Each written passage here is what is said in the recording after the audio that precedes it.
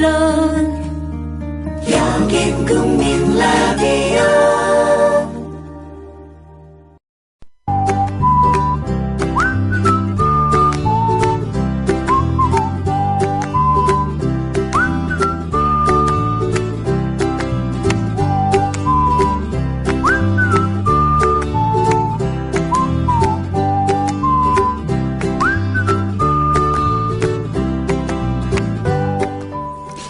강이라는 단어 리버는 스페인어 리파리아에서 왔다고 합니다. 강 건너에 사는 사람을 라발레스라고 불렀다죠. 여기서 라이벌이란 단어가 나왔습니다. 강의 양쪽에 사는 사람들은 농사를 위해 서로 물을 끌어가면서 경쟁하고 홍수가 나면 협력해서 둑을 쌓습니다. 결국 라이벌이란 경쟁과 협력의 관계라는 뜻이죠. 그러나 우리는 흔히 경쟁이라는 뜻의 무게를 두곤 합니다.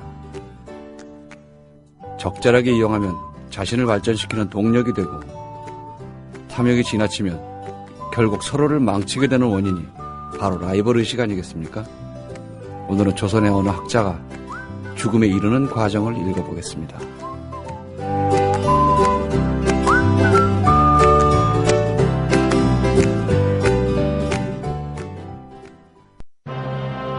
때는 바야흐로 힘없는 백성의 울분이 한겨울 눈처럼 소복소복 쌓여만 가는 2014년, 신여성스러운 그 이름 마녀 톡톡. 아이고 여보 영감, 신선한 야채는 삶아서 맛 좋은 과일은 신선함 그대로 동결 건조한 해땡 주스래요. 마누라야, 그럼 영양소 파괴 없이 한 봉지에 담겼겠구만. 한 봉지를 얼른 물에 타주시오. 읽고 있는 견사도 해땡 주스 마녀 톡톡 한잔하고 싶구나. 여름 푸드 스토리의 마녀 톡톡. 지금 바로 검색창에 마녀 톡톡을 검색하시라.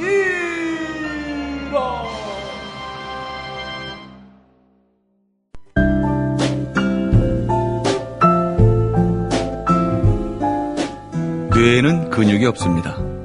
최근 섹시한 뇌를 위한 체육관 국민라디오 전영관의 30분 책 읽기.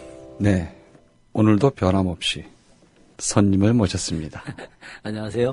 네, 안녕하세요. 네, 김준혁입니다. 네, 김준혁 교수님. 자, 오늘은 윤휴와 침묵의 제국 이런 책이네요.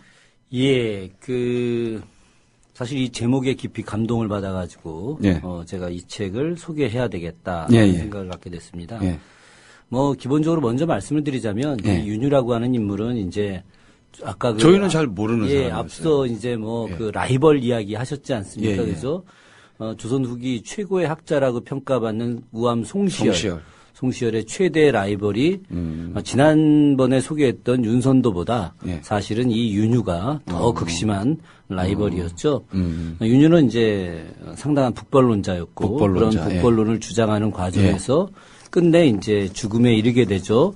한 학자의 죽음. 그런데 이 사람이 단순히 북벌론을 부르짖었고 군권을 장악하려고 했다 이런 명분으로 사실은 죽게 되지만은 그러나 마지막 사형 명령은 사문난적이었거든요. 왜 사문난적? 예, 그렇죠. 예. 당시 같이 참여했던 모든 사람들이 예, 예. 바로 이제 반란죄로 사형을 당하는데 이 사람만큼은 반란죄가 아닌 사문난적이라는 이유로 사형을 당합니다. 그것이 바로 어쨌든 주체적 시각을 가진 거죠. 이제 더 이상 조선이라고 하는 나라가 중국의 제후국가가 아닌 당당한 자주적 국가다. 주자학에 대해서도 좀 반기. 그렇죠. 들었죠. 바로 이제 여기에서 출발을 하는 거죠. 예, 예. 기존의 주자학은 주자가 단 한 글자가 틀렸더라 하더라도 혹은 점을 하나 잘못 찍었다 하더라도 그것은 오류가 아니다. 주자의 말씀 무조건 100% 옳은 것이다라고 이야기하는 조선 학계를 정면으로 부정하죠. 주자의 설명하신 분들이 왜 그랬을까요? 그러니까 문제인 거죠. 그렇게 똑똑하고 조선이라고 하는 나라에 대한 자주성을 강조한 사람이 죽음에 이르게 됐다. 이것이 바로 조선의 비극이고 그런 나라가 바로 침묵의 제국이다. 아마 이 작가는 이렇게 표현을 하고 싶었던 거죠. 더 떠들면 죽는다. 그렇죠. 저는 개인적으로 윤유의 죽음 이후에 조선이라고 하는 나라는 이제 극도의 사대주의로 흘렀다. 그리고 더 이상 윤유의 죽음 이후에 우리에게 있어서 자주적 정신은 사라졌다. 그러다가 이제 그것이 조금 부활한 것이 정조대죠. 정조 시대 때 이제 그 실학 정신으로다가 자주 정신이 부활했다가 정조의 죽음 이후에 다시 또 완전히 망가져 버리죠. 실학은 조금 이렇게 비켜간 거 아닐까요? 윤유가 정면 승부를 했다면 실학은 주작과 좀 이렇게 비켜가는. 그렇죠. 뭐 한편으로는 뭐 그 실학이라고 하는 것 자체가 이들 대부분이 다 주작자들 아니겠습니까? 그죠? 성리학자인데 성리학을 기본으로 해서 새로운 이제 서양의 학문이라든가 아니면은 뭐 그 양명학이라든가 이런 부분들을 갖다 과감하게 흡수해서 실용지향. 그러니까 송호 이익 선생이 이야기하죠. 산홍합일이다. 선비하고 농사 짓는 사람은 하나다. 이 이야기하는 거. 이게 사실은 그 실학의 정신인데 결국은 성리학이 기본 바탕이 되었다라고 하는 것을 부정할 수가 없죠. 잘만 했으면 그때 잘했으면 산업혁명이 대한민국에서 일어날 수도 있었는데. 산업혁명이라기보다는 이제 그 조금 더 다른 차원에서 정신의 혁명이 될 수 있겠죠. 그죠? 우리가 이제 자꾸 이 산업혁명이라는 것도 이제 물질주의 어떤 근대화를 갖다가 인간의 어떤 본연의 모습을 되찾는 것이 아니라 산업화로 이렇게 이해하는 부분들이 굉장히 많은데 그런 측면에서 보게 되면은 그런 그 영국에서 시작됐던 유럽에서 시작된 산업혁명의 개념보다 더 뛰어난 어떤 그 근대적인 그런 문명의 어떤 새로운 전환 이런 것들이 저는 윤유가 만약에 제대로 된 정치를 지속했더라면 즉 윤유가 당시에 죽지 않았다라고 한다면 그런 나라는 충분히 이루어졌을 수 있을 것이다. 이런 생각을 많이 합니다. 지금보다는 훨씬 나았겠죠. 아휴. 제가 한숨이 나옵니다. 제가 오늘 먼저 좀 이야기하고 싶은 것은 이 윤유와 침묵의 제국을 쓴 이덕일이라고 하는 분에 대한 이야기를 먼저 좀 해볼까 합니다. 제가 이제 이 책을 보면서 사실 전 개인적으로 이덕일 선생이 쓴 책을 다 읽어봤어요. 다 읽어봤고 또 그 이덕일 선생님이 그 이제 책을 많이 편찬하는 모 출판사에서 출판 제안도 받아서 뭐 이제 몇 차례 이제 출판 제안도 받기도 했고 그래서 한번 지금 작업 구상을 좀 하고 있기도 합니다. 그런데 제가 이제 그 이덕일 선생의 많은 책들과 달리 이 책은 이덕일이라는 분이 갖고 있는 생각이 그대로 녹아 들어가 있다. 그러니까 뭐 가령 이덕일 선생이 썼던 뭐 정조와 철인 정치의 시대 혹은 뭐 사도세자의 고백 이런 부분들도 한 소외된 인간 즉 주류가 있죠. 이 주류로부터 비껴나간 인간들. 그러니까 주류가 도저히 용납하지 않은 인간들. 이런 사람들의 이야기를 주로 썼거든요. 그렇지만 이 책은 이덕일이라는 사람이 갖고 있는 자신의 사상. 이걸 갖다가 윤유를 통해서 녹여냈다. 이렇게 보는 거죠. 뭐 제가 오기 전에 보니까 이덕일 선생 책이 한 권이 소개가 된 적이 있었더군요. 그때 작가에 대한 이야기를 어느 정도 했는지는 제가 알 수는 없습니다만은 그 이덕일이라는 사람 자체가 이 사회의 아웃사이더이고 비주류의 대명사이죠. 특히나 한국 역사학계에서 그 이덕일은 가장 대표적인 비주류 역사학자. 근데 책을 읽는 사람들 입장에서는 많이 알려진 분이고. 뭐 열광적이죠. 제 주변에 있는 사람들은 뭐 우리나라 최고의 역사학자를 이덕일이다 이렇게 이야기합니다. 왜 형은 그렇게 못 쫓아가느냐 이제 이렇게 이야기를 하는데 이분이 그 서울대학 출신이 아니에요. 아니시죠. 저도 물론 서울대학 출신이 아니긴 합니다만은 제가 중앙대 출신인데 그 바로 옆 동네에 있는 숭실대학교 출신. 숭실대 사학과 출신. 그러다 보니까 소위 말하는 이제 스카이 중심의 어떤 한국 역사학계에서 봤을 때는 이 숭실대 출신이나 뭐 이런 학교 나온 사람들이 뭔 역사 공부를 하느냐 이런 이제 뉘앙스들이 굉장히 강해요. 왜들 그러나 모르겠어요. 그러다 보니까 이분이 갖고 있는 생각들 또 이분이 공부하는 방식들에 대해서 굉장히 부정적이었고 그래서 이분이 쓴 책이라든가 역사의 대중화 사업들 그러면서도 그런 새로운 사실들을 밝혀낸 즉 이 한국 역사가 주류자들에 의해서 이루어진 역사가 아니라 소외된 민중들, 비주류, 상인, 뭐 천민 이런 모든 사람들의 어떤 활동 속에서 그 사람들의 투쟁 속에서 이어져 온 역사라고 하는 것 이것을 갖다가 이들은 인정하려고 하지 않는 거죠. 그렇지만 이분은 끊임없이 그 부분을 계승을 하고 있다라고 하는 거고 저는 그런 측면에서 뭐 이건 좀 약간 그 과도한 생각일지 모르겠지만은 단재 정신을 이은 단재 신채호의 정신을 이은 단재의 어떤 역사관을 이은 단재의 글쓰기를 이은 한국 내에서의 어떤 유일한 역사학자가 아니냐 이런 정도로 극찬을 사실은 좀 하고 싶어요. 너무 그렇게 말씀하시면 또 학계에서 눈총 받으시는 거 아니에요? 뭐 저는 뭐 눈총 뭐 받아도 상관없습니다. 예. 저는 뭐 이 주류나 비주류 어디에도 속하지 않은 뭐 제가 또 이 나름대로 술을 좀 좋아해 가지고 예, 양쪽 분들이랑 술을 자주 먹기 술로 때문에 평정을 하실 수 뭐 저에 대해서는 어느 누구도 시비 걸지 않기 때문에 저는 뭐 괜찮고 다만 소외된 한 인간의 모습 또 소외된 역사학자를 갖다가 좀 복권을 시켜주는 것들도 저는 상당히 의미가 있다고 보고 그런 측면에서 이덕일이라는 분의 사고가 바로 윤유에게 그대로 드러나지 않았느냐 그런 생각을 좀 개인적으로 해봅니다. 특히나 왜 이분이 이 책을 썼을까 그런 점에서 저는 앞서 제가 말씀드렸지만 윤유의 죽음 이후에 어떤 사람도 자신의 생각을 올바르게 이야기하지 못합니다. 거슬리면 이제 죽는다는 침묵하는 거죠. 예. 왜냐하면 바른 말하면 죽는다. 단재 신채호 선생님께서 조선이 그러니까 우리나라가 4대 국가로 들어선 것에 대해서 묘총의 난, 즉 조선 5천년대 일대 사건이라고 이야기하는 묘총과 정지상이 평양에서 새로운 자주국가 건설을 꿈꾸다가 김부식을 중심으로 하는 4대파에게 망한 이후에 이 한반도에서는 어떤 4대 역사가 시작되었다. 그렇게 결론을 내셨는데 사실은 뭐 딱 맞지는 않아요. 왜 그러냐면 그 이후에도 자주의 역사는 지속되고 있거든요.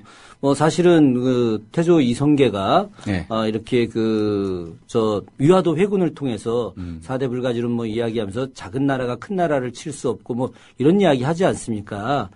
그럼에도 불구하고 실제로 조선 건국 이후에 정도전을 중심으로 해서 요동정벌을 계획을 하거든요. 그것은 바로 이들이 겉으로는 초기에는 비자주의 길, 즉 4대인 것처럼 하지만은 그러나 실제는 자주파였다라고 하는 것을 보여주는 것이거든요. 그런 측면에서 조선 전기까지 나름대로 자주적 의지도 굉장히 강했고 특히나 또 임난 이후에 어떤 자주적 의지들을 막 보여주는 여러 사례들이 있었는데 그런 것들이 사실은 우암 송시열을 중심으로 하는 이 서인 세력들이 인조반정 이후에 권력을 잡고 그 권력을 잡은 그들이 판단할 때 조선이라고 하는 나라보다는 사실은 실제 나라는 명나라다. 이들은 자신의 국가를 조선이라고 생각하지 않았어요. 명이라고 생각을 했거든요. 그러다 보니까 조선은 없는 거죠. 그럼 자연스럽게 어떻게 되겠습니까? 주체적 의식은 사라지고 오로지 4대밖에 남지 않게 된 거죠. 그런 과정에서 윤유라고 하는 사람이 또 윤유와 함께하는 사람들이 바로 어떤 자주의 의지를 내놓고 그 속에서 하나의 이제 거대한 자주의 모습을 표현하는 방식이 북벌이었고 그런 북벌을 내세웠다 결국은 끝내 여러 가지 정치적 상황 속에서 죽게 되는데 그 이후에 저는 조선에서 더 이상 자주 정신은 나타나지 않는다. 그렇기 때문에 우리가 윤유를 깊게 봐야 되는 거예요. 이것은 거꾸로 최근에 우리 한국 사회가 굉장히 많은 문제를 갖고 있지 않겠습니까? 지금도 뭐 4대주의라고. 그럼요. 말도 안 되죠. 저는 대한민국의 군인들이 스스로 원래 노무현 정부 때 미국하고 전시작전권을 갖다가 2012년에 이양받기로 했지 않았습니까? 그것은 미국의 입장에서도 전시작전권을 한국에 위임해 주는 것이 상당히 도움이 되는 거예요. 태평양 즉 하와이를 중심으로 하는 자신들의 새로운 군사전략 재편 방식에 의해서 그런데 거꾸로 이명박 정부 들어와서 그것도 군인들이 또 보수라고 하는 사람들이 민족주의를 지켜야 되는 이 사람들이 거꾸로 미국에 대해서 요구를 하죠. 전시작전권을 돌려주지 마라. 똥별들이. 예. 이거는 상상할 수 없는 일들이죠. 어떻게 자주국가 건설을 해야 되는 가장 중요한 임무를 갖고 있는 사람들이 거꾸로 그 자주권을 포기한다. 너무도 부끄럽죠. 그 논리가 뭘까요, 도대체? 그 사람들의 논리는 바로 그건 거죠. 우리는 힘이 없다. 우리는 이 나라를 지킬 능력이 안 된다. 옛날에 노무현 대통령이 그랬지 않습니까?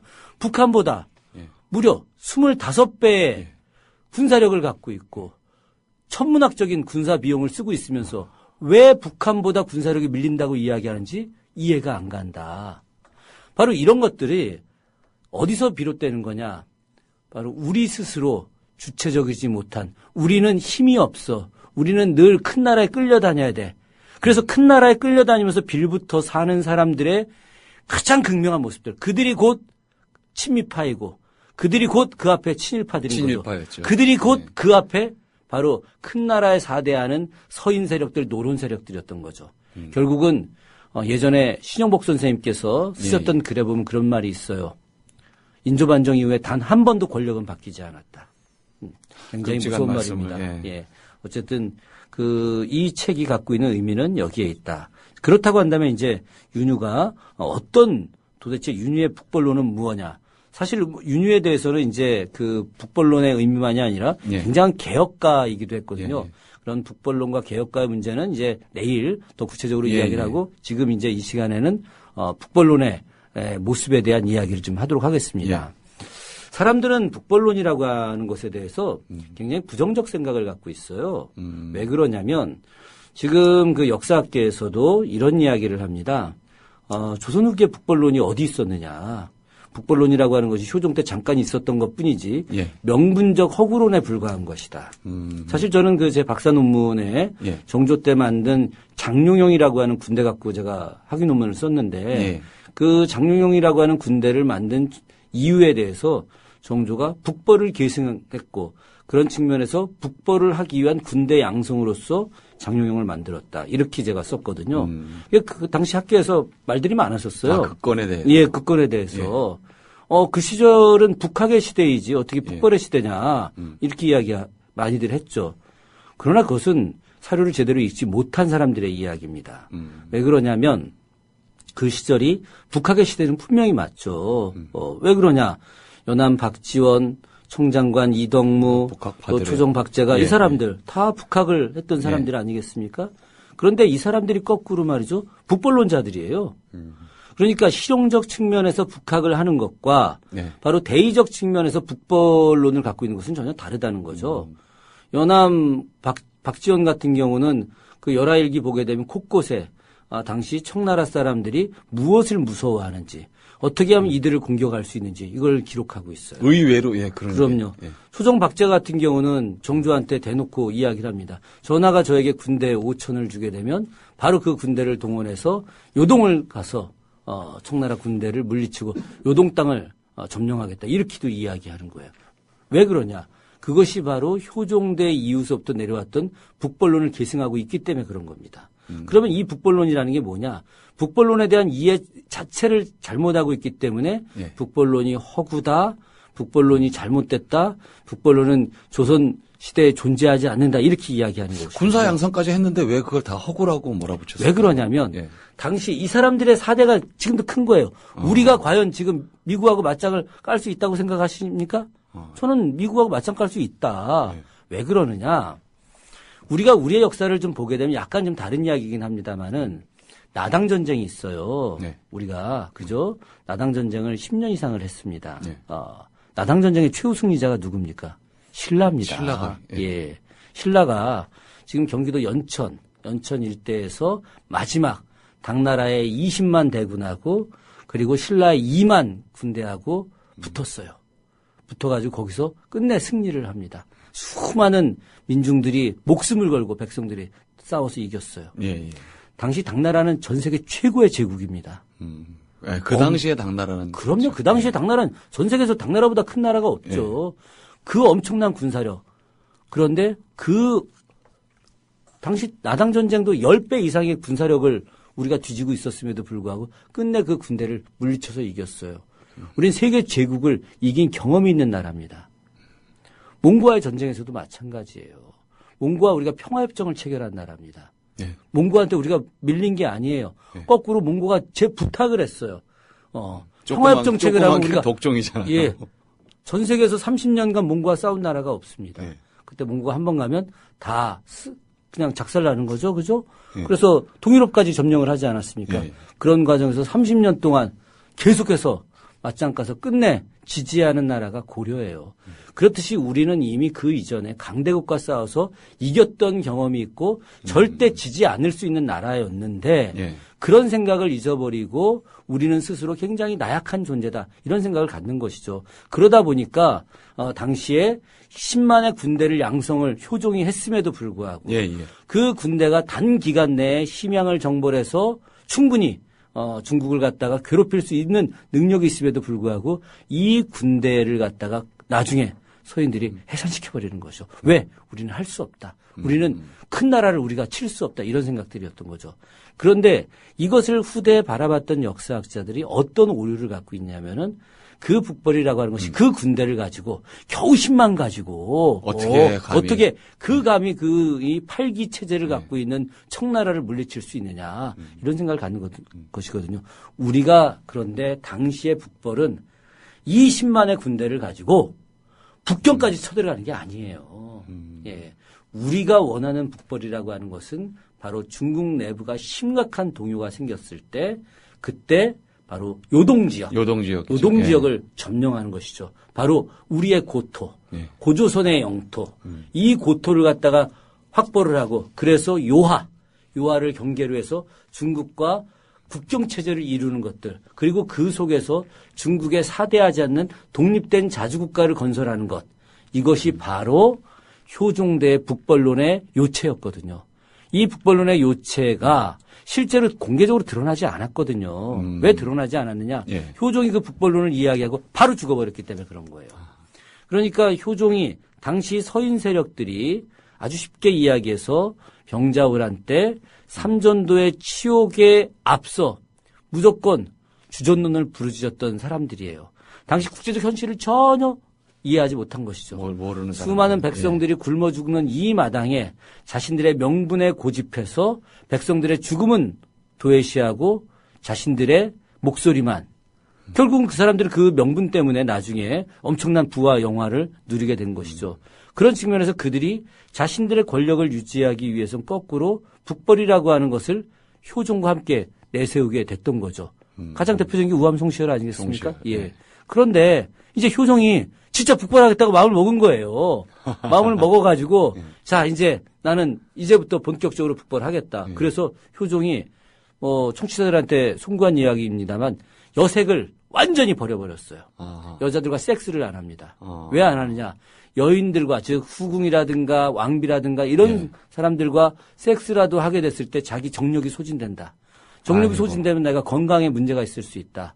그렇게 되면 안 된다. 내가 오늘부터 10년 동안 몸을 완전히 단련하는 거야. 운동도 엄청나게 열심히 하는 겁니다. 활 쏘고 말 타고 스스로 체력을 단련시키는 거죠.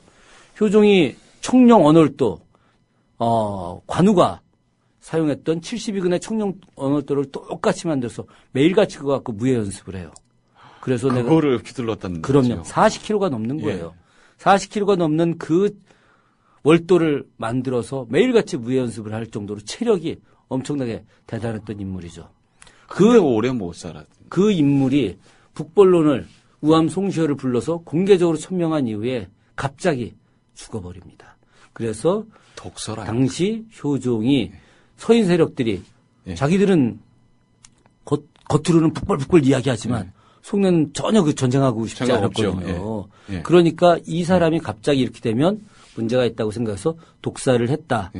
이게 바로 이제 사실은 공개적이진 않지만 많은 역사학자들이 이렇게 생각을 하고 있죠. 그렇게 건강한 양반이 한 10년 정도 재위 기간이 10년 했죠. 10년. 그래서 본인이 10년 재위하고 향후 10년을 준비하겠다. 그리고 그 10년 뒤에 이제 북벌 단행하겠다. 이렇게 이야기했다가 한 달 만에 죽어버리죠. 펄펄 끓는 나이에 정말 좀 이상하네요. 그렇죠. 그래서 그 뒤를 이어서 이제 효종이 왕이 되는 과정에서 우리 지난주에 이야기했던 이제 예속 논쟁 이런 것들이 나타나는 거죠. 예속 논쟁이 나타나는 과정에서 어쨌든 그 이야기는 지난주에 했으니까 다 제외하고 현종 말년에 중국에 엄청나게 큰 사건이 생겨나기 시작합니다. 그 사건이 바로 3번의 난이라고 하는 거예요. 3번의 난.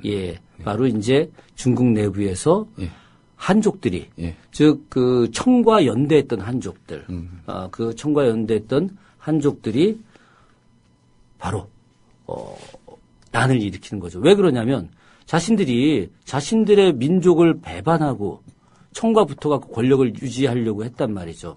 당시 이제 이자성이라고 하는 평민이 예. 북경을 점령하지 않습니까? 그죠? 그래서 황제를 죽여버리죠. 이자성이 이제 그래서 순이라고 하는 명에서 순이라고 하는 국가를 새로 만들게 됩니다. 그래서 당시에 오삼계라고 하는 한족 출신 중에 최고 대장이었죠. 그 사람이 지키고 있던 데가 바로 이제 산해관인데 그 산해관 일대에서 이 사람이 이제 가만히 생각해 보니까 그래도 청보다는 만주족보다는 자기 나라 사람들을 위하는 길이 낫겠다라고 생각을 한 거죠. 그래서 이제 이자성한테 붙으려고 한 거죠. 그런데 이제 이자성이 오삼계를 위무하러 왔던 이제 그 신하 한 명이 있었는데 예. 오삼계는 이제 군대를 거느리고 북경으로 가서 이제 이자성에게 항복을 하면서 이제 그 순이라고 하는 큰 한족의 나라를 굳건히 하려고 다시 이제 강화시키려고 했는데 갑자기 이자성의 신하가 와서 그 오삼계가 떠나자마자 오삼계 애첩을 건드려 버리죠. 그래서 오삼계가 열받아 갖고 거꾸로 청나라하고 붙어서 산해관 문을 열어버리고 그래서 청나라 이 만주족들이 산해관으로 들어와서 거기서 이제 명이 망하게 되는 거거든요. 그런데 이 오삼계가 청나라에서 제대로 대접을 안 해준다고 분노를 해서 난을 일으켰어요. 그 사이에 이제 청나라는 대혼란에 빠졌고 그때를 기회로 잡아서 이제 북벌을 단행하려고 바로 이 윤유가 이때 등장을 하게 되는 겁니다. 거기서도 또 어쨌든 질투나 이런 것이 문제가 됐군요. 그럼요. 뭐 말도 못했죠. 예. 여러 가지로 여자가 빠지면 또 역사가 안 되는 모양이에요. 만약에 글쎄요. 이거 참 재미난 이야기입니다. 그때 그런 일이 없었다고 한다면 역사가 어떻게 흘렀을까 알 수 없습니다. 예, 윤유와 침묵의 제국. 뭐 저는 모르겠지만 다른 우리 애청자 여러분들은 윤유라는 인물에 대해서 또 아시는 분도 많이 계실 것 같아요. 그래서 재밌게 읽으실 수 있을 것 같습니다. 예, 상당히 재밌게 읽을 수 있고요. 내일 제가 윤유가 어떤 사람인지 본격적으로 말씀드리겠습니다. 예, 오늘 여기까지 듣겠습니다. 감사합니다. 네. 어찌 천하의 이치를 주자만 알고 나는 모르겠는가. 주자가 다시 살아온다면 내 견해에는 동의하지 않겠지만 공자는 동의할 것이다. 윤유가 한 말이랍니다. 막힘이 없죠. 저도 이 생각에 동의합니다. 우리가 천지운행의 이치를 다 알지는 못하지만 짐작은 합니다. 적절하게 표현할 어휘가 모자라고 논리적 문장으로 나타내지 못할 뿐이죠. 헌데 주자만이 천하의 이치를 알고 또 그에 복종해야 한다면 이게 바로 교조주의 아니겠습니까? 현학적 일면이면서 야만입니다. 농담입니다만 상식이 한쪽으로 몰리면은 이걸 몰상식이라고 부릅니다. 조선왕조 후반부는 이런 몰상식의 사회였습니다. 주자에게 반하는 자는 죽음을 면하기 힘들었죠. 아마도 정적을 숙청하기 위해서 주자학을 이용한 경우도 있었을 겁니다. 역시 도구의 문제가 아니라 누가 어떻게 사용하느냐에 따라서 세상이 달라지고 역사도 뒤집힙니다. 지금은 어떻습니까? 대한민국은 서로 다름을 용인하는 민주사회라고 확신하십니까? 가만히 있으라는 말이 유령처럼 돌아다니죠. 침묵하면 되는 겁니까? 불의를 보고도 침묵하면 결국 계속해서 침묵을 강요당합니다. 선택은 각자의 몫입니다. 지금까지 30분 책 읽기 전영관이었습니다.